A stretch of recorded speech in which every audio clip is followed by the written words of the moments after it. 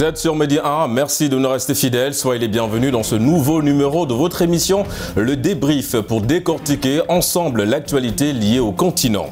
Depuis le 30 juin dernier, la MINUSMA organise son retrait qui devra être achevé d'ici la fin de l'année, soit dans 6 mois. Après 10 années au Mali, le départ de la mission onusienne exigée par les autorités maliennes de la transition a été salué par de nombreux Maliens.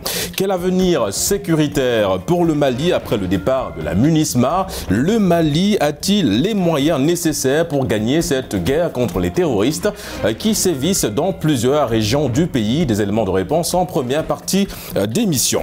En février prochain, le Sénégal a rendez-vous avec son histoire. Élu en 2012, le président Macky Sall a décidé de se retirer de la course au fauteuil présidentiel après deux mandats passés à la tête du pays. Le président sortant a promis d'organiser des élections libres, transparentes et inclusives. 2024 sonne ainsi comme une année importante pour le Sénégal qui verra l'élection de son 5e président. Malgré le retrait du président Macky Sall, la tension reste évidemment tendue. Comment le Sénégal va-t-il réussir de réaliser en tout cas le pari du défi de l'élection inclusive au Sénégal? Des éléments de réponse en fin d'émission avec mes invités du jour. Il s'agit de Omar Apo Mendy, journaliste spécialisé en géopolitique et relations internationales. Merci d'avoir répondu à l'invitation de débrief. Merci. En tout cas, c'est un honneur pour moi de revenir et de parler de l'Afrique. Et heureux aussi de partager le plateau avec cher Sadibou. Plaisir à partager, vous l'avez dit également mon cher Apo, en face de vous, cher Sabibou Ndiaye, spécialiste en sciences politiques et en relations internationales. Merci évidemment d'être le nôtre sur ce plateau du débrief. Merci à vous, Régis. Merci à Apo. Nous allons tout de suite démarrer cette première thématique en lien avec le Mali. Avant évidemment d'entrer en profondeur, Sabibou, quelle évaluation globale faites-vous de l'impact de la présence de la MINUSMA sur la sécurité au Mali? Donc, il faut savoir que tout d'abord, la MINUSMA est une mission multidimensionnelle envoyée par les Nations Unies pour aider les autorités maliennes à la stabilisation du pays, parce qu'on sait que depuis les printemps arabes, comme j'ai l'habitude de le rappeler, le Mali a été frappé de plein fouet par des orques de terroristes, vraiment qui ont envahi une bonne partie de son territoire, notamment le nord. Donc il a fallu l'intervention peut-être de la France et d'autres pays qui ont su aider. Peut-être le Mali a pratiquement repoussé ces terroristes-là. Maintenant, c'est à cette occasion que cette MINUSMA aussi est présente au Mali pour aider les autorités maliennes à la stabilisation, à la sécurisation, mais aussi avec d'autres fonctions de cette MINUSMA-là concernant le Mali et accompagner aussi les autorités maliennes. Mais ce qu'il faut savoir aussi, c'est que le Mali est un État souverain, un État indépendant. Quand je parle d'État souverain, je veux dire que l'État a la compétence de ses compétences. Donc c'est à l'État de décider si une mission qui est présente sur son territoire répond à ses attentes. Parce que si cette mission ne répond pas à ces attentes-là, donc c'est à cet État-là de prendre ses responsabilités. Soit de réformer cette mission avec de connivence l'Organisation des Nations Unies pour voir d'autres mécanismes qu'il faut mettre en place pour appuyer et consolider cette mission-là, mais soit de tout simplement demander vraiment que cette mission-là quitte son territoire, bien sûr avec un délai respectable, avec un délai normal qui va permettre à cette mission-là de pouvoir reculer. Et on a vu que c'est cette logique qu'ont emprunté les autorités maliennes en demandant tout simplement le retrait de cette MINUSMA-là, en prétextant que la MINUSMA avait failli à sa mission, que la MINUSMA a eu à commettre peut-être des dépassements qu'il ne fallait pas faire. Donc il faut considérer aujourd'hui ce départ comme un échec? Oui, c'est un échec. C'est un échec de la part de l'Organisation des Nations Unies, mais aussi du Mali, parce que je pense qu'il fallait aller vers une entente entre les autorités maliennes et la MINUSMA. Lorsqu'il y a problème dans ces genres de situations, je pense qu'il faut fédérer les parties antagonistes, essayer de les retrouver autour d'une table, de voir s'il faut peut-être réformer ou renouveler ou essayer d'améliorer peut-être la position de cette MINUSMA-là au niveau du Mali.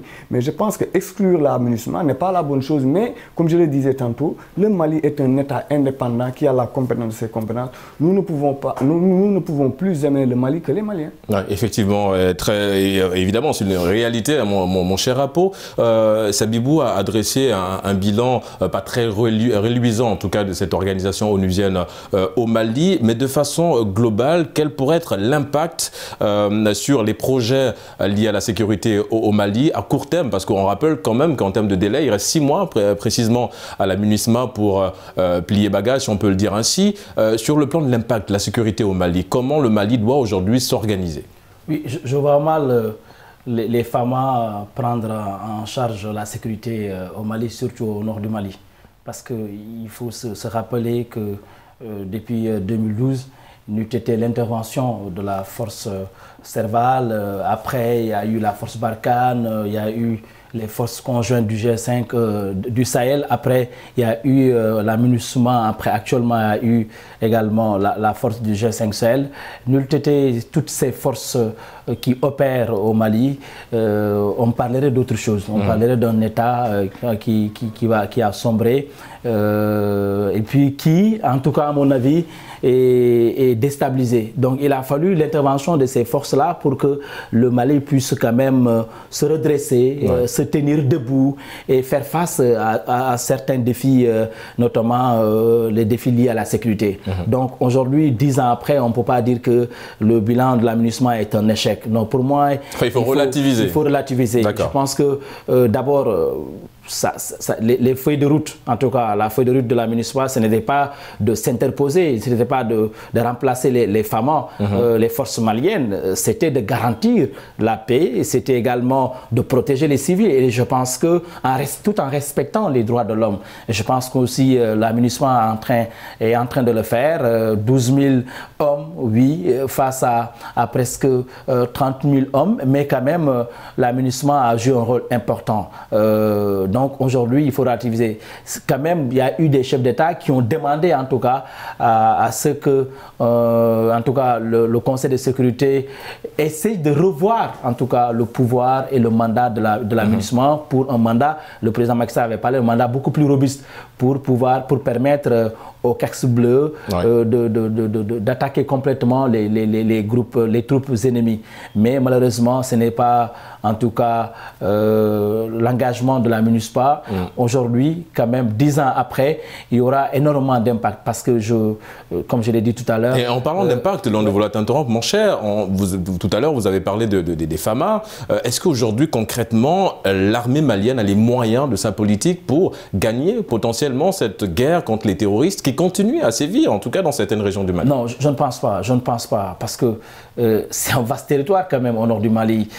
Tombouctou, vous avez Kidal, vous avez Menaka. Déjà, à Moura, il y a plus de 500 morts. Le dernier rapport qui a été la brouille déjà entre les autorités maliennes et la MINUSMA, la MINUSMA a fait état en disant que ce sont les autorités maliennes qui ont commis des atrocités, ce qui n'a pas plu quand même aux autorités maliennes et ça a été l'élément déclencheur. Mais à mon avis, même si le groupe mercenaire Wagner est là avec ses 1000 hommes, malgré la logistique en tout cas qu'il dispose, je ne pense pas en tout cas que les FAMA puissent en tout cas venir à bout des terroristes parce que quand même il y a plusieurs groupes de 2012 à aujourd'hui, nous sommes passés de 3 groupes à 13 groupes terroristes qui opèrent au nord du Mali, sans compter les crimes organisés, les crimes internationaux, et tous ces gens-là ont des motivations différentes et des intérêts différents. Donc je pense qu'aujourd'hui, je ne sais pas qu'est-ce qui a motivé en réalité les autorités maliennes, mais en tout cas il y a un intérêt derrière.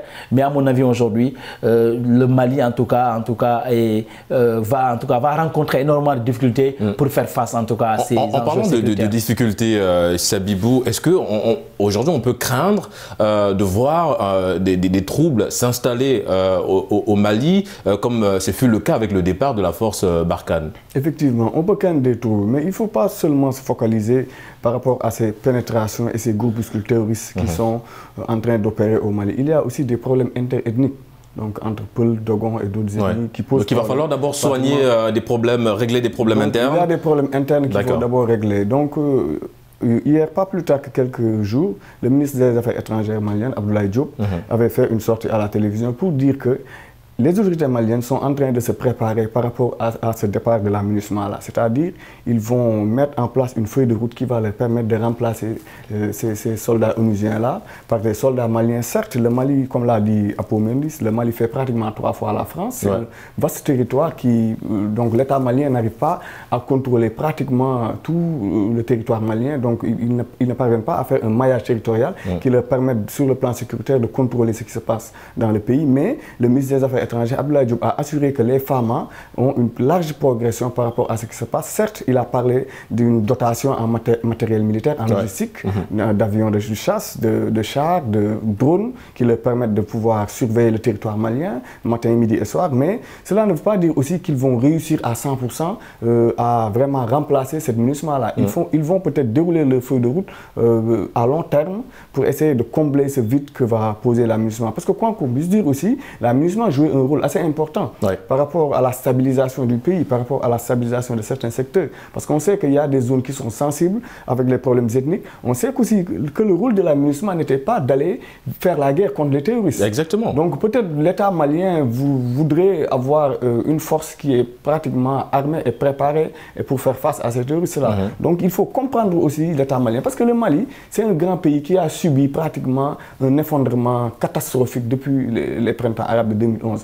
Imaginez un pays où une bonne partie de son territoire a été arrachée et contrôlée par pratiquement des groupuscules terroristes qui viennent de nulle part et qui sont armés et qu'on ne sait pas, qui sont accompagnés et contrôlés par qui. Le Mali soupçonne qu'il y a une main basse derrière, une main basse d'une puissance étrangère peut-être qui est en train d'aider ces terroristes-là. De ce fait, les Maliens se sont organisés malgré les coups d'État à faire ce que j'appelle l'assise de la refondation et dire qu'ils vont créer une nouvelle république qui répondent à la réalité. Donc, cette nouvelle république-là, moi je pense que la communauté internationale doit accompagner le Mali, surtout les pays ouest-africains, et notamment la CEDEAO et l'Union africaine. Donc, ce genre de problème-là... À condition que les Maliens comprennent aussi que nous sommes à l'ère des solutions intégrées et des solutions communes. Donc, mais le Mali à lui seul ne peut pas faire face à cette guerre asymétrique. Mais c'est là aussi la question, avant de te laisser terminer, mon cher Sabibou, c'est là la question aussi, c'est quel peut être le risque de voir les pays de la sous-région proches du Mali être touchés par évidemment ce retrait de la MINUSMA? Les risques sont énormes. À tout moment, la ligne rouge peut être franchie. Déjà, au niveau des frontières, il y a le Burkina Faso, il y a le Niger, et le Sénégal d'un côté, vous avez la Mauritanie d'un côté, et on sait qu'aujourd'hui, la menace, elle est là, elle est réelle. Et on sait également qu'un pays à lui seul ne peut faire face à cette guerre asymétrique. Donc, le Mali a dit à lui seul, ils vont faire face à cette guerre. Oui, mais non, mais le problème, c'est que d'autres pays aussi doivent se préparer. Ils doivent se préparer. Mais le Mali a dit le Sénégal est le plus grand contributeur depuis 2018. Le Sénégal, fait partie des plus grands contributeurs. Si le Sénégal quitte, les 4 bleus vont quitter. Des pays comme des pays qui ont envoyé des troupes vont quitter. Le G5 Sahel, depuis un certain moment, peine un petit peu à se prendre en charge. Donc la force du Sahel peine aussi à s'imposer. Même l'initiative des 3 frontières peine à s'imposer aujourd'hui parce que l'Afrique n'a pas les moyens de sa propre sécurité. Donc je ne vois mal que le Mali et ses partenaires comme la Russie à travers le groupe Wagner viennent en tout cas aujourd'hui à bout de toutes ces menaces. Est-ce que quelque part c'était pas ça le dessein aussi du Mali? C'est-à-dire il y a le divorce prononcé avec la France de façon globale, il y a la MINUSMA qui se retire et il y a Wagner qui s'installe. Mais évidemment ce que Apo Mendy vient de souligner, c'est que la difficulté est là. Avec un État signifie que les États qui accompagnent l'État là dans lequel vous avez divorcé doivent divorcer aussi avec vous. Le Mali n'a jamais exclu un partenariat avec quiconque.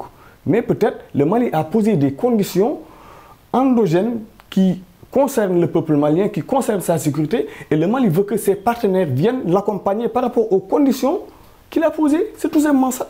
Le fond du problème, vous le savez, c'est quoi? Le Mali a amené une nouvelle feuille de route, sur laquelle il veut que ses partenaires, que ce soit Sénégal, Turquie, Russie ou autres, viennent l'accompagner par rapport à ces conditions-là. Le Mali n'a pas dit au Niger, rentrez chez vous ou à la MINUSMA telle ou telle chose. Le Mali a dit tout simplement que la MINUSMA doit répondre à la feuille de route que nous vous avons proposée. On a vu les autorités maliennes dire que la MINUSMA s'est permis de dire que les militaires maliens ont commis des exactions sur le sol malien par rapport, même si c'est vrai.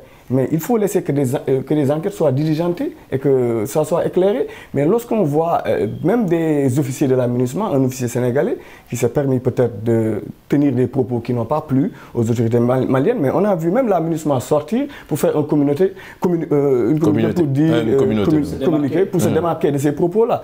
Donc pour vous dire tout simplement, il faut qu'on accompagne le Mali. Le Mali n'exclut pas un partenariat international ni africain. Mais le Mali veut que, les autorités maliennes veulent tout simplement qu'on vienne les rejoindre par rapport à leur nouvelle feuille de route. Moi, je dis que c'est un État indépendant, souverain, qui a la compétence de ses compétences. Donc, essayons de le comprendre et de les aider par rapport à leurs problèmes et de les accompagner pour trouver une solution. Parce que je l'ai dit ici dans le débrief plusieurs fois, tout ce qui touche le Mali touchera le Burkina, le Sénégal, les pays voisins et les autres pays. Ouais. Peut-être que ce sera un coup d'État au Mali.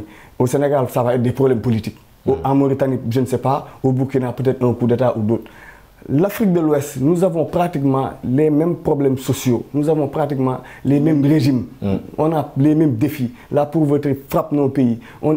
Aujourd'hui, l'Afrique de l'Ouest va passer pratiquement à presque 500 millions d'habitants. Et pour trouver une solution par rapport à cela, il faut investir dans le développement. Investir dans le développement, c'est quoi? Satisfaire les besoins primaires, aller dans les contrées les plus pauvres du Mali, du Sénégal, du Burkina Faso, investir sur le plan industriel, sur le plan économique, sur le plan agricole. Ça va permettre aux jeunes de trouver du travail et cela va empêcher ces jeunes-là pratiquement d'être enrôlés par des groupes. Oui, parce qu'aujourd'hui, c'est un peu ça, l'autre problématique aussi, c'est qu'il y a beaucoup de jeunes qui se font enrôler par ces groupes de terroristes qui continuent évidemment de sévir.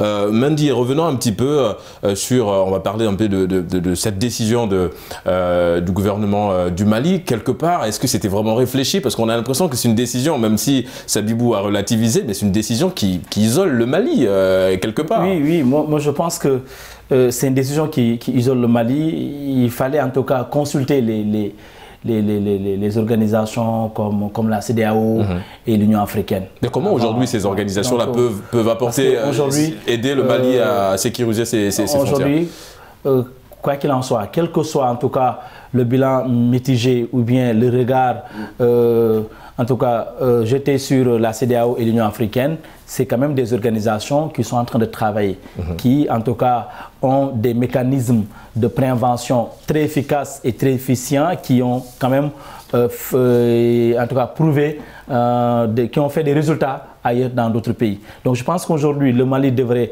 consulter la CEDEAO, leur dire en tout cas nous avons le projet en tout cas de faire quitter la MINUSMA progressivement, mais pas de cette manière en disant que sans délai. Parce qu'aujourd'hui la France est partie. Oui. Les attaques sont multipliées.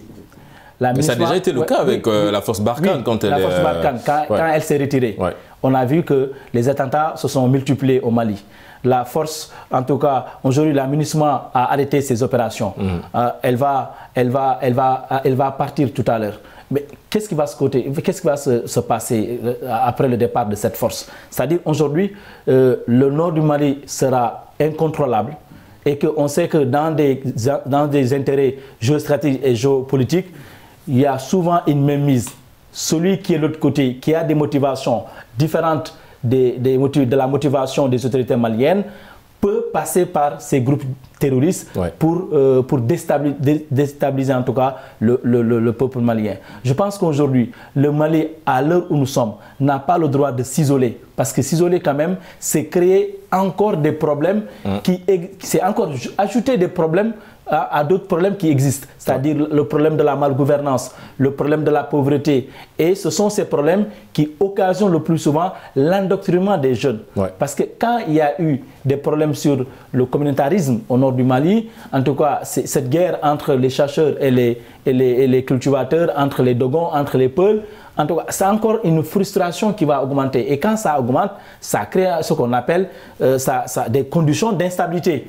Et je ne pense pas, en tout cas, c'est ma conviction et c'est ma ferme conviction, que le groupe Wagner pourra aider les autorités maliennes à se débarrasser facilement de ces groupes terroristes. C'est impensable. Je pense qu'aujourd'hui, il faut une solution intégrée et une solution commune. Le Mali doit se dire que ce problème concerne aussi le Sénégal, concerne aussi le Burkina Faso, concerne aussi le Niger, concerne aussi la Libye. Il faut un cadre beaucoup plus global pour pouvoir prendre en charge cette question. Et en respectant, en tout cas à mon avis, l'accord d'Alger de 2015, qui à mon avis a réglé une bonne partie du problème. Malheureusement, certains points de cet accord n'ont pas été respectés par les autorités maliennes. Ouais. Voilà. Et justement, on poursuit avec cette inquiétude au Mali. Sabibou, quels pourraient être les enjeux économiques de ce départ de la MINUSMA, rappelant aussi que dans cette organisation, il y avait des Maliens qui travaillaient dans cette organisation. Qui dit départ, dit retour, en tout cas une situation difficile pour beaucoup de Maliens. Vous avez souligné les conditions de vie des Maliens, effectivement, le fait d'aller dans des contrées reculées, le fait de pouvoir mettre du pain dans l'assiette du Malien, ça va devenir encore plus compliqué. Mendy l'a souligné, ajouter d'autres problèmes sur d'autres problèmes. Est-ce qu'il y a une réflexion vraiment en amont sur l'aspect économique? Effectivement, en écoutant le ministre des Affaires étrangères, Abdoulaye Diop, à la télévision malienne, il a souligné que certes, ça va être difficile au début parce qu'on sait qu'il y a un personnel malien qui vraiment accompagnait cette MINUSMA-là. Il y avait des activités économiques qui tournaient autour de la MINUSMA parce qu'on sait que c'était vraiment beaucoup de milliers de soldats qui étaient présents sur le sol malien. Donc, il y avait des aspects économiques qu'il fallait prendre en considération et qu'eux aussi, avec ce plan de retrait, ils sont en train de préparer une feuille de route pour ces civils-là, pour essayer de les intégrer dans un modèle économique qui va leur permettre de retrouver le plein emploi. De ce fait, on ne peut pas dire qu'à court terme que ça va réussir de manière efficace, mais nous allons observer, nous allons voir si peut-être les autorités maliennes vont réussir dans ce domaine-là. Mais ce que j'aimerais souligner aussi, c'est que le Mali, malgré tous ces problèmes, je pense que la CEDEAO, comme l'a dit Apo, le Mali s'est isolé par rapport à la CEDEAO, à l'Union africaine et tout ça. Moi, je dis que dès le début de cette crise, avec les coups d'État qui se sont succédés, la CEDEAO et l'Union africaine ne devraient pas brandir des sanctions contre le Mali. Au contraire, parce qu'on a vu que peut-être l'Union européenne a voulu sanctionner le Mali. De ce fait, les soldats ont suivi, c'est-à-dire la CEDEAO et l'Union africaine, pour essayer aussi d'apporter des sanctions contre le Mali. Là. Moi, à mon humble avis, je pense que lorsque le Mali a rencontré ces problèmes-là, l'Union africaine ne devait pas prendre des sanctions, et la CEDEAO surtout. Ça a été trop rapide sur l'aspect économique. Les sanctions étaient trop rapides. Donc ces sanctions-là ont pratiquement bunkerisé le régime malien. Donc le régime malien se dit que peut-être mes frères africains, mes frères qui devaient me protéger, qui devaient me laisser utiliser leur route. Je peux parler du Sénégal, le corridor qui a pratiquement été fermé, alors que ce corridor apportait à l'État du Sénégal presque plus de 500 milliards par an. Donc le Mali a vu ses frères fermer ses portes, donc ses frères au niveau africain, et ses frères au niveau international essayaient aussi de le sanctionner. Donc le Mali s'est dit non, pourquoi pas ne pas relancer un modèle malien, un modèle de lutte peut-être contre le terrorisme, un modèle économique en malien avec la Guinée et la Mauritanie pour essayer de contourner le corridor Dakar-Bamako et de créer d'autres modèles. Et ces modèles-là, quoi qu'on puisse dire, certes, le Mali actuellement ne vit pas le paradis, mais on sait qu'ils se sont débrouillés depuis qu'ils sont là au pouvoir. Ils ont maintenu ce pays-là pratiquement à flot, mais il faut le relever aussi. C'est difficile. On ne peut pas dire que c'est à 100% et que ça va réussir de gré ou de force. Mais comme je l'ai dit tantôt, accompagnons le Mali, essayons de comprendre le Mali par rapport à ces problèmes sécuritaires que le Mali survit. La solution militaire à elle seule ne suffit pas. Oui, il faut des solutions intégrées. Oui, la solution militaire, il faut inclure toutes les différentes parties du Mali. Mon cher Apo, parce que si dans un pays, il y a une solution économique, du terroir, il y a un volet économique, d'abord il y a un volet militaire, il y a un volet international avec l'ONU, les casques bleus. On sait que le Conseil de sécurité est chargé de veiller de la paix partout dans le monde. Lorsque le Conseil de sécurité voit une partie du territoire dans le monde où il y a des conflits, que ce soit en Afrique, en Europe ou d'autres, le Conseil s'organise et essaie d'envoyer des casques bleus. Mais maintenant, là où il envoie les casques bleus, si l'État là voit que ces casques bleus-là ne parviennent plus peut-être à vraiment se conformer à leur feuille de route, parce qu'il y a deux feuilles de route. Quoi qu'on puisse dire, c'est un Conseil de sécurité, c'est une organisation internationale et un État. Donc lorsque l'organisation internationale et l'État se retrouvent, il y a deux feuilles de route. Et il faut essayer de tomber d'accord par rapport aux feuilles de route. Mais lorsque l'État, à un moment donné, voit que sa feuille de route, la feuille de route de l'organisation ne répond plus à sa feuille de route, mais l'État essaie de peut-être entamer des pourparlers. Les besoins des Maliens, c'est pas forcément mais maintenant, c'est pourquoi je dis que le Mali... Quels sont ses besoins justement? On va peut-être laisser Mendy développer son idée. Le Mali ne doit pas primer seulement sur l'aspect militaire, il faut primer aussi sur l'aspect économique. C'est ça que le développement aussi. Et quels sont ces besoins là, Mendy? Les besoins du Mali, c'est peut-être inviter en tout cas les casques bleus à opérer, à être beaucoup plus efficaces sur le terrain, à mener des opérations comme comme en tout cas le font les FAMA, et tel n'est pas le cas. Parce que face à ces deux feuilles de route, l'ONU se doit, quelles que soient les stratégies et les tactiques déployées sur le terrain, de respecter les droits de l'homme. Ça, c'est un point essentiel. C'est non négociable pour l'ONU. Donc, je pense qu'aujourd'hui, dans la stratégie, en tout cas, mise en place à travers, adossée sur la feuille de route du Mali, en tout cas, il y a quand même, on a vu dans certaines contrées, les droits de l'homme n'ont pas été respectés. Oui, il y a même des enquêtes. Est-ce que ces enquêtes vont aller justement au bout avec le retrait de la les enquêtes là. Maintenant, Mais aujourd'hui, concernant même ces droits de l'homme, moi j'aime bien parler de droits de l'homme, mais que l'ONU nous règle les problèmes de droits de l'homme qu'il y avait en Irak. En Libye. mais ça, c'est une autre problématique. On va nous dire que c'est différent à chaque fois. C'est comme ça. À chaque fois, on va nous dire que c'est différent. Mais les réalités ne sont pas les mêmes. Ce ne sont pas les mêmes, mais les droits de l'homme, c'est les droits de l'homme. On est d'accord sur le principe. C'est les droits de l'homme. D'accord. Même les on sait militaires. qu'à chaque guerre, il y aura des exactions, il y aura des crimes. Ça, c'est des dommages collatéraux. Ça, je ne sais pas. Tuer plus de 500 personnes. On va laisser Main terminer. Il y a des pays où on a tué des millions de personnes. Bombarder un village on va laisser faire le tour du monde. de l'imagination, je pense que c'est pas aussi, c'est augmenter aussi des frustrations. Oui, on peut être dans une dynamique de sécurisation, mais il faut respecter les droits de l'homme. Et en parlant du respect, justement, les amis, je suis obligé de vous interrompre parce que nous arrivons au terme de cette première partie. On marque une courte pause. On marque une courte pause et on se retrouve dans une poignée de minutes pour la deuxième partie. À tout de suite. De retour sur le plateau du débrief pour la deuxième et dernière partie d'émission. Cette fois-ci, nous allons faire une immersion au Sénégal pour parler évidemment de la présidentielle de 2024. Mon cher Apo Mendy, donc le Sénégal évidemment a rendez-vous en 2024 avec son histoire. D'entre-deux jeux, quelle appréciation faites-vous de la déclaration du président Macky Sall de se retirer de la course au fauteuil présidentiel? Parce que le chef de l'État avait proposé un référendum au Sénégal en 2016. Il a dit plusieurs fois qu'il ne sera pas candidat, qu'il était à son dernier mandat et que dans le référendum qu'il avait proposé aux Sénégalais, il était clairement mentionné que nul ne pouvait faire plus de 2 mandats consécutifs. Donc, lui, il disait que s'il avait très tôt dit, en tout cas à ses partisans, qu'il sera candidat, en tout cas, ils ne vont pas travailler parce que tout simplement, chacun allait chercher à se positionner, ils allaient abandonner les postes, les avantages pour aller en tout cas à la conquête en tout cas des militants. Je pense qu'aujourd'hui quand même, en dépit des difficultés qu'il y a au Sénégal, c'est une belle leçon de démocratie que le Sénégal vient de donner. C'est en tout cas, le Sénégal vient à travers le chef de l'État Macky Sall dire aux autres pays que effectivement, même si on avait signé sous réserve la limitation des mandats au niveau de la CEDEAO, le Sénégal est dans une dynamique de limiter les mandats à 2. Donc le chef de l'État Macky Sall quand même a pris une bonne décision.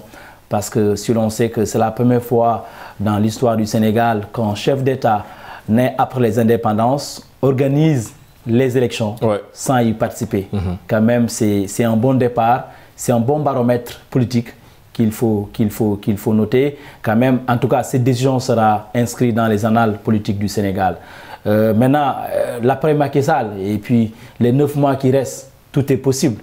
On a vu les exemples du Sénégal, les exemples pas partout en Afrique, le cas de la Côte d'Ivoire et dans d'autres pays où les chefs d'État avaient quand même déclaré qu'ils ne feront pas, en tout cas, qu'ils ne participeront pas aux élections. Mais après, au dernier moment, ils ont évoqué des cas de force majeure. Espérons que le Sénégal sera toujours cette exception. En tout cas, montrera toujours cette belle image au reste du monde. Et quand même, il faut le dire, le chef de l'État du Sénégal, Macky Sall, a pris une bonne décision. Même si, en tout cas, le débat avait été posé, et beaucoup de juristes pensent qu'il avait droit à un autre mandat. Mais lui, il a préféré quand même, un bon Sénégalais, respecter la parole donnée. Et je pense qu'il a dit d'ailleurs cette phrase, je cite, « Mes ambitions ne sont pas supérieures à celles du Sénégal ». Effectivement, ça résume un peu ce message très profond que le chef de l'État a voulu faire passer à la communauté nationale à travers cette déclaration. Derrière ce discours, au-delà de prouver au monde entier que nous sommes une référence de démocratie, mais Macky faisait face à 2 fronts. d'abord le Front National et le Front International. Ouais. Je pense qu'il a écouté les deux partis et il se dit, pour l'intérêt du Sénégal, je préfère me retirer. Justement, donc, effectivement, le compte à rebours depuis l'annonce du retrait du président Macky Sall, on va dire, il est lancé.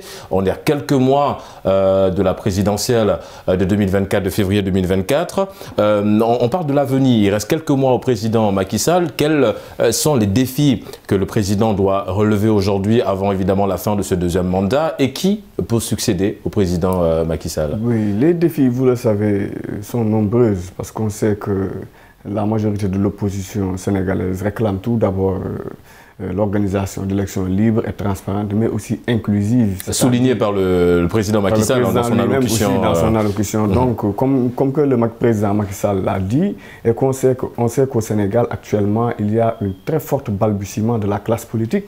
On sait qu'il y a une très forte opposition qui a à sa tête le chef de l'opposition, M. Ousmane Sonko, donc qui a des problèmes pour participer peut-être à ces élections-là.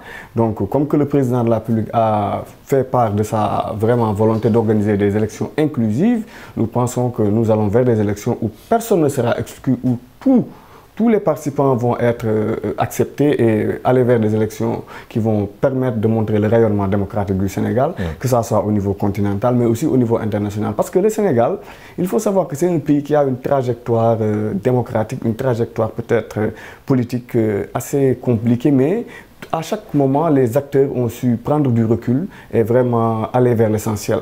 Avec l'indépendance de 60 à 78, si je peux m'exprimer ainsi, Léopold Sédar Senghor, lorsqu'il est arrivé au pouvoir, on a vu ces problèmes avec Mamadou Dia et tout. On a vu en 68 la grève générale et tout ça. Donc, mais Senghor, à un moment donné, est allé vers un multipartisme. On a autorisé la création de 3 partis politiques. Donc, Abdou Diouf, c'est lui qui va venir et laisser le multipartisme intégral. Donc, à chaque époque, à chaque régime, il y a des luttes démocratiques qui ont été pratiquement gagnées et accompagnées par les autorités qui ont été en place. Donc, en 2000, c'était pratiquement l'aboutissement. Donc, c'est une première alternance démocratique pour le Sénégal, où on va avoir une floraison d'hommes politiques, donc de penseurs, comme ce que disait Mao, que sans fleurs s'épanouissent et que de multiples écoles rivalisent. Exactement. Donc on a vu plusieurs écoles naître de 60 jusqu'aux années 2000, jusqu'en 2012. Donc on va continuer sur cette lancée-là et permettre au Sénégal de pouvoir choisir par eux-mêmes et ne pas empêcher à une bonne partie de la population sénégalaise de choisir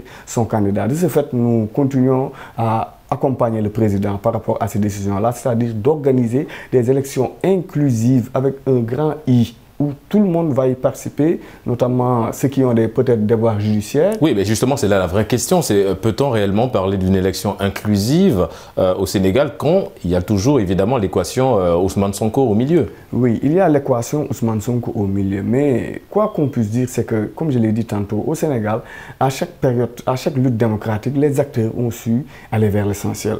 Donc, je dirais au président de la République, son Excellence M. Macky Sall, vraiment de tout faire, de mobiliser tous les moyens qui sont à sa disposition pour permettre l'équation Ousmane Sonko de participer à ces élections-là. Parce qu'on sait que peut-être il y a des dossiers judiciaires qui pèsent sur la personne de M. Ousmane Sonko, mais à un moment donné de l'histoire, on a vu que ces dossiers judiciaires-là, une bonne partie des charges ont été abandonnées, comme le viol et les menaces de mort. Donc on peut aller vers un dialogue entre la personne de Ousmane Sonko et la personne du président de la République. Un dialogue qui va permettre tout simplement au Sénégal de retrouver la paix. Parce qu'on sait qu'il y a une forte tension par rapport à ces élections-là de 2024. Évidemment. Et parlons un petit peu du président Macky Sall. Mon cher Mendy, le président Macky Sall a décidé de se retirer. Qui aujourd'hui, quel candidat pour la coalition au pouvoir Benno Bokk Yakaar? Oui, il y a plusieurs profils. Et puis, ce sont des profils assez intéressants. Amadou Ba, l'actuel Premier ministre, son nom revient de temps en temps. Et puis régulièrement, il y a aussi Ali Ngouille Ndiaye, qui est l'ancien ministre de l'Intérieur, actuel ministre de l'Agriculture, qui a quand même un profil assez intéressant, qui pourrait quand même remplacer en tout cas le chef de l'État Macky Sall. il y a Abdoulaye Daouda Diallo, son nom, l'actuel président du Conseil économique, social et environnemental, qui a un parcours assez intéressant et qui pourrait quand même être le prochain candidat de la coalition Benno Bokk Yakaar. Mais est-ce qu'on ne va pas se retrouver avec une flopée des candidats de la mouvance présidentielle? Ils ont du mal à s'entendre sur un profil. Il y a quand même, au sein de la coalition Benno Bokk Yakaar, juste après la déclaration du chef de l'État, il y a quand même plus d'une quinzaine de candidatures. Oui, mais c'est là le problème. C'est des candidatures à la candidature. Maintenant, le problème qui se pose, il y a toujours un problème. Et je pense qu'en Afrique, en tout cas dans les partis, dans beaucoup de partis politiques, on peine quand même à trouver des numéros 2. Donc, le président Macky Sall a laissé le suspense se dérouler. Jusqu'à présent, au sein de l'APR, qui est l'Alliance pour la République, son parti, on n'a pas encore de numéro 2. Donc, aujourd'hui, ils sont en train de trouver quelqu'un qui pourrait remplacer le président Macky Sall et qui pourrait être le candidat de l'APR ou le candidat de la coalition Benno Bokk Yakaar.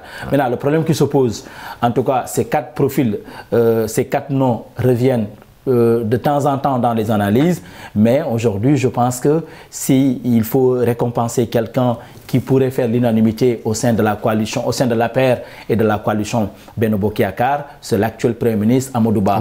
Amadou Ba, en tout cas, a eu, en tout cas dans le passé, des relations extrêmement importantes avec l'actuel président du parti PASTEF, Ousmane Sonko, et Amadou Ba a une mainmise sur Dakar. Donc, j'en pense que si le chef de l'État, en tout cas, choisit Amadou Ba, il pourrait en tout cas gagner la bataille de Dakar. Parce que le problème de ces élections, les défis de la prochaine élection présidentielle, c'est la bataille de Dakar.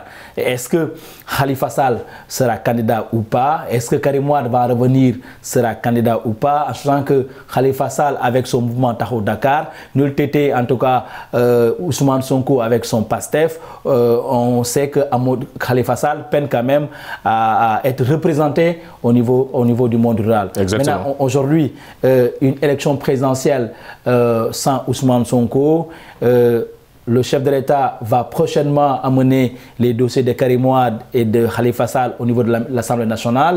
Est-ce qu'il va amener le dossier de Ousmane Sonko? C'est ça la grande question. Mais je pense qu'aujourd'hui, Amadou Ba, oui, pourrait faire l'affaire et pourrait être le successeur unanime, en tout cas, qui fera l'unanimité au sein de la coalition présidentielle. Je pense que notre ami Apo Mendy a déjà un petit peu donné des pistes en ce qui concerne évidemment cette décision, parce que le président Macky Sall a laissé entendre dans sa déclaration à la nation le 3 juillet dernier que l'Assemblée nationale allait justement se réunir pour étudier une loi qui pourrait donner le droit à certains candidats de se présenter à la présidentielle de février prochain. L'avis en tout cas de Mendy a été plutôt, on va dire, un avis sommaire, mais en tout cas c'est l'avis par rapport à ça. Moi j'ai besoin d'avoir votre appréciation, cher Sabibou Ndiaye, par rapport à cette décision-là. Est-ce qu'aujourd'hui ça voudrait dire qu'on pourrait voir Karim Wade et Khalifa Sall être dans la course? Oui, effectivement, c'est ça l'objectif du dialogue organisé par l'État du Sénégal, c'est-à-dire de permettre à surtout Karim Wade et Khalifa Sall de pouvoir revenir dans la course à la présidentielle de 2024. Mais n'empêche, il faut aussi laisser le soin à la coalition présidentielle Benno Bokk Yakaar de faire son choix, de faire son congrès, que ce soit au niveau des partis qui composent cette coalition-là, à savoir le PS, l'AFP, au niveau de leur parti politique, ils n'ont qu'à faire leur choix et après faire peut-être un congrès pour avoir un candidat qui unit la coalition. Je ne dirais pas que ça soit forcément Abdoulaye Daouda Diallo ou que ça soit forcément Aly Ngouille Ndiaye ou Amadou Ba, mais je dis que les tendances vont être peut-être définis lorsqu'il y aura congrès au niveau de ce parti-là. Parce que comme l'a souligné M. Apo, on sait que l'électorat du Sénégal se trouve surtout entre Dakar, Thiès, Diourbel, Saint-Louis, peut-être, et le centre du pays. Alors qu'il y aura une très forte bataille au niveau de ces zones-là concernant l'élection présidentielle. Et il faut le souligner aussi, l'opposition sénégalaise contrôle pratiquement toute cette zone-là. Parce que l'opposition sénégalaise, lors des élections passées, a pratiquement frappé au niveau de Dakar, au niveau de Thiès, au niveau de Saint-Louis, au niveau pratiquement de ces grandes villes-là, et même au niveau des villes religieuses. Donc il faut souligner ça. Certes, Amadou Ba, il est bien représentatif ici au niveau de Dakar, mais l'opposition est plus représentative au niveau de Dakar que la coalition présidentielle. De ce fait, il appartient à chaque coalition de se préparer donc à aller vers ces élections-là, avec à sa tête une personnalité personnalité qui va faire peut-être l'unanimité au niveau interne des partis politiques, mais aussi au niveau du bas peuple. Parce que ce qu'il faut savoir aussi, c'est que l'élection présidentielle aussi va se dérouler au sein des contrées, au sein des villes et villages qui sont à l'intérieur du Sénégal. Exactement. Et actuellement, on sait que l'opposition sénégalaise a fait de très grands pas par rapport à cela. C'est pourquoi il nécessite que le pouvoir, le camp présidentiel, doit s'organiser très rapidement pour avoir un candidat qui fait l'unanimité. C'est le même cas où l'opposition aussi réunie au sein de Askanui, l'opposition va choisir aussi son candidat peut-être à la personne de Ousmane Sonko ou à une autre personnalité. De ce fait, comme je le disais tantôt, le président de la République, nous souhaitons qu'il vraiment accompagne la démocratie sénégalaise à aller vers une élection inclusive avec un grand I, comme je l'ai dit tantôt. On parle de l'opposition sénégalaise, mon cher Apo Mendy. Est-ce que quelque part, cette opposition s'est-elle désolidarisée de Ousmane Sonko?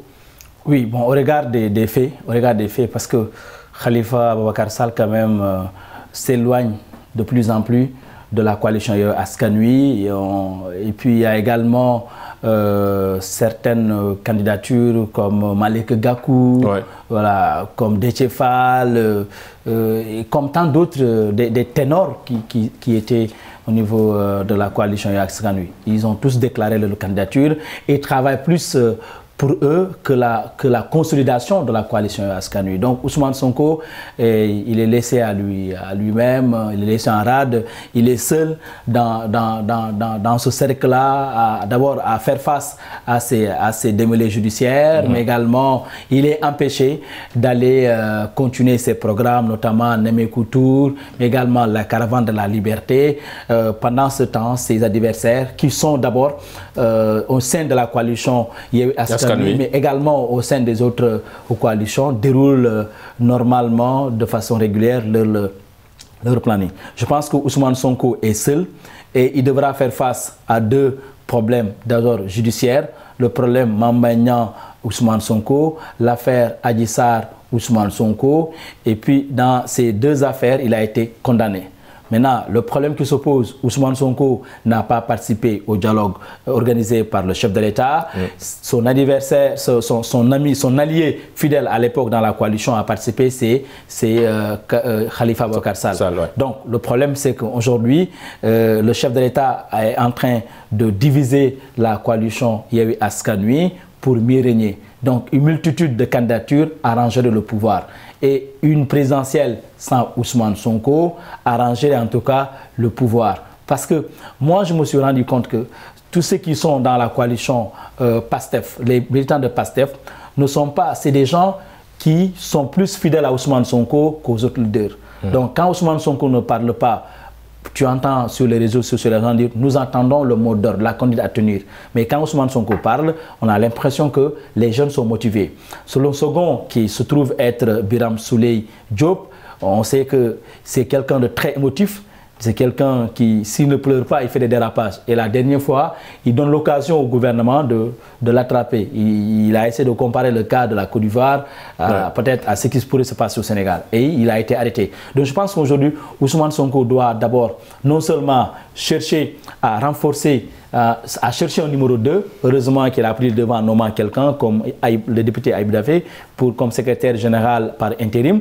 Mais il est seul dans ce combat aujourd'hui. Et à mon avis, il ne peut pas faire face à tous ces défis à lui seul. Non, il ne peut pas. Même s'il est fort mentalement, psychologiquement, il est informé, il a la jeunesse, il est sur les réseaux sociaux, il a des partenaires, mais à lui seul, il ne peut pas. Il faut des alliés sûrs et qui pourraient l'aider dans ce combat. Heureusement, il y a Aïda, mais si Khalifa part, Déthié part, Malick Gakou part, donc je vois mal que Ousmane Sonko... En parlant de ces départs, Sabibou, est-ce qu'aujourd'hui, de ce que vous observez, est-ce que cette opposition sénégalaise est tellement soudée au point d'assister par exemple à des nouvelles coalitions? Moi, je dirais tout d'abord que l'opposition ne s'est pas désolidarisée de Ousmane Sonko. Moi, je dirais que l'opposition a été claire. Parce que les textes de Yewwi Askanui sont très clairs. On y va ensemble aux élections législatives, on y va ensemble aux élections locales. Maintenant, aux élections présidentielles, on permet que chacun y va de son côté.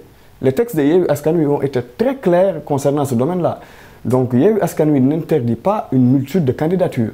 Et on dit que peut-être cette multitude de candidatures arrange le pouvoir, mais il peut y avoir l'effet contraire. Cette multitude de candidatures peut aussi ne pas arranger le pouvoir. Mais justement, parce que s'il faut aller dans ce sens-là, c'est là le risque, je l'ai souligné, et Apo également l'a souligné, il faudrait tout de suite trouver un numéro 1, en tout cas, parce qu'une flopée des candidatures au sein de la mouvance présidentielle peut avoir des risques, effectivement. Déjà, dans la mouvance présidentielle, on craint le risque aussi d'une multitude de candidatures. Parce qu'il y a des dissensions au sein de ces partis qui composent cette coalition présidentielle-là. Maintenant, au sein de l'opposition, heureusement, ils ont été très clairs. Dans le texte, ils ont dit clairement qu'aux élections présidentielles, mais chacun en a qu'à aller seul et essayer de conquérir le suffrage des Sénégalais. Ça a été très clair. Maintenant, ce qu'il faut savoir, c'est que est-ce que Yewwi Askan Wi est dans une logique de faire bloc autour de Ousmane Sonko en faisant de Ousmane Sonko son candidat à la présidentielle, ou bien est-ce qu'une bonne partie de ces composantes de Yewwi Askan Wi, à savoir les Malick Gakou et autres, vont aller rejoindre le camp présidentiel? Certes, le dialogue est terminé, mais le président dit qu'il est toujours ouvert à un autre dialogue et tout ça. Donc, est-ce qu'ils vont aller essayer de rejoindre le camp présidentiel, ou bien ils vont rester dans leur dimension, dans leur logique de rester dans l'opposition avec Yewwi Askan Wi, en allant certes à la présidentielle avec une pluralité de candidatures, mais aussi de continuer à aider Ousmane Sonko par rapport à son combat. Parce que moi, je dis que Ousmane Sonko n'a jamais été seul dans son combat. Ousmane Sonko, lorsqu'il s'est mobilisé pour aller au tribunal, il a eu à être accompagné par des hommes comme peut-être Khalifa Sall, Barthélémy Diaz, Malick Gakou, Ahmed Aïdara, ainsi de suite. Peut-être actuellement, il y a des dissensions, il y a des problèmes. On a vu Khalifa aller vers le dialogue. Il reste 9 mois pour l'élection présidentielle. Ce qui n'a pas plu, effectivement, ce qui n'a pas plu peut-être à Yewwi Askan Wi. Mais c'est de bonne guerre, c'est la politique. La politique, c'est comme ça. Ousmane Sonko lui-même, il sait qu'en politique, il ne faut pas toujours se dire que donc, tout le monde doit être avec moi. Donc, à un moment donné de l'histoire, il a su faire cavalier seul, il a su aussi fédérer Yewwi Askan Wi, lui, Khalifa Sall et les autres. Mais on y va vers les élections présidentielles. D'abord, il faut régler le problème de sa candidature. Il faut qu'il soit candidat. Maintenant, lorsqu'il est candidat, moi je dis qu'en 2024, ce sont les Sénégalais qui vont choisir. Et ces Sénégalais-là que je vois, ils savent qui ils vont choisir pour devenir le président de la République. Effectivement, en tout cas, si les élections sont inclusives. Effectivement, ça c'est le gros point. Ce que je retiens en tout cas, en ce qui concerne cette question, c'est dans le discours du chef de l'État, il y a une partie où il dit « Je veillerai au respect des décisions de justice ». Donc, Ousmane Sonko n'a pas participé aux élections, au dialogue. Ousmane Sonko a été condamné. Donc, s'il n'y a pas en tout cas des arrangements politiques, des deals politiques, je vois mal qu'Ousmane Sonko participe. Pensez-vous qu'il n'y aura pas un autre dialogue au-dessus de ce dialogue? Non, parce que le chef de l'État l'a dit, il reste ouvert au dialogue. Et voilà, donc on peut s'attendre à des initiatives dans ce sens-là. Pour moi, il y a un dialogue, parce que chaque personnalité, en tout cas celui qui détient le pouvoir et celui qui détient l'opposition, il dialogue à travers des presses interposées. Peut-être le chef de l'État, il fait un discours, Ousmane Sonko fait un live, mais c'est des dialogues. Peut-être c'est virtuel pour le moment. Revenons un peu revenons sur cette élection inclusive de février 2024, le rôle et l'impact de la société civile dans justement la conduite de cette élection-là, pour aller vers ce côté inclusif. Je pense que en ce qui concerne le F24, et la société civile pour les élections transparentes, je pense qu'ils avaient quand même certains points communs en disant non à la troisième candidature, mais la participation de tout le monde. Je pense qu'aujourd'hui, ils ont reçu le premier pas. Il va falloir demander au chef de l'État, non seulement il a reçu dans le dialogue le politique, à réduire un peu le système, à revoir le système de parrainage, mais également il va falloir qu'on aille vers la candidature, vers l'ouverture en tout cas des candidatures. Pour moi aujourd'hui, il faut que tous ceux qui veulent aller aux élections n'ont qu'à y aller sans problème. De toute façon, c'est ça la démocratie. Si le président Macky Sall, en tout cas, veut sortir par la grande porte, il a en tout cas intérêt aujourd'hui à impliquer tout le monde, à laisser tout le monde aller à l'élection présidentielle. De toute façon, c'est le peuple sénégalais qui va choisir. Je pense qu'aujourd'hui, on connaît qui est qui fait quoi, qui pèse quoi dans ce pays en termes d'électorat aujourd'hui. Je pense que le chef de l'État a intérêt à continuer à dialoguer, à laisser tous les leaders qui veulent aller aux élections, ils n'ont qu'à y aller. De toute façon, c'est le peuple souverain qui décide qui sera le prochain président. Mais il y a des sentiers qui sont en cours. Le BRT n'a pas encore livré tous ses secrets. Il y a énormément de sentiers qui pourront permettre encore au chef de l'État de sortir grandement. Ouais, évidemment, c'est là la grosse inquiétude. On va peut-être parler de ces institutions africaines, Sabibou, leur rôle et leur implication dans la conduite et vraiment pour faire en sorte que cette élection soit inclusive. Il faut évidemment un petit peu le regard de la communauté internationale, ces institutions. Vous avez même vu en période de crise, peut-être en 2021, que ça soit en 2023, surtout en 2023, la CEDEAO a sorti un communiqué, l'Union africaine même aussi, pour appeler les autorités sénégalaises à revoir leur copie par rapport à ce qui se passe, parce qu'on a vu des morts d'hommes. Ouais. Aujourd'hui, il y a certains qui parlent de 50 morts, d'autres nous disent 16. Il n'y a pas jusqu'à présent de bilan vraiment définitif, concret qu'on peut vraiment soulever. Mais ce qui est important au niveau de ces institutions, c'est qu'à un moment donné de l'histoire, ces institutions se sont rendues compte que certes, il y a une exception sénégalaise, mais l'exception sénégalaise aussi est à revoir. Parce qu'à un moment donné de l'histoire aussi, il y a une crise entre deux personnalités fortes au niveau de notre République, à savoir le président de la République et son opposant Ousmane Sonko. Et cette crise a engrangé pratiquement des morts et des pertes matérielles et des pertes économiques assez considérables. De ce fait, ces institutions ont sonné l'alarme, que ce soit l'Union européenne. On a vu notre ministre des Affaires étrangères, Aïssata Tall Sall, aller au niveau de ces députés européens-là pour s'expliquer par rapport à la situation. Et c'est là que vous allez voir que dans ce monde-là, depuis la responsabilité de de 1990, élaboré aux Nations Unies pour essayer de sanctionner peut-être des chefs d'État qui s'en prennent à une bonne partie de leur population, c'est que le monde est bien organisé et bien observé. C'est-à-dire qu'on ne peut plus se permettre de rester dans son pays, de maltraiter ou d'emprisonner ou de faire ce que j'appelle des dérives autoritaires et penser qu'à l'international, vous avez une couverture qui vous permet que vous n'allez pas être sanctionné et que personne ne va vous voir ou que personne ne va vous remonter les bretelles.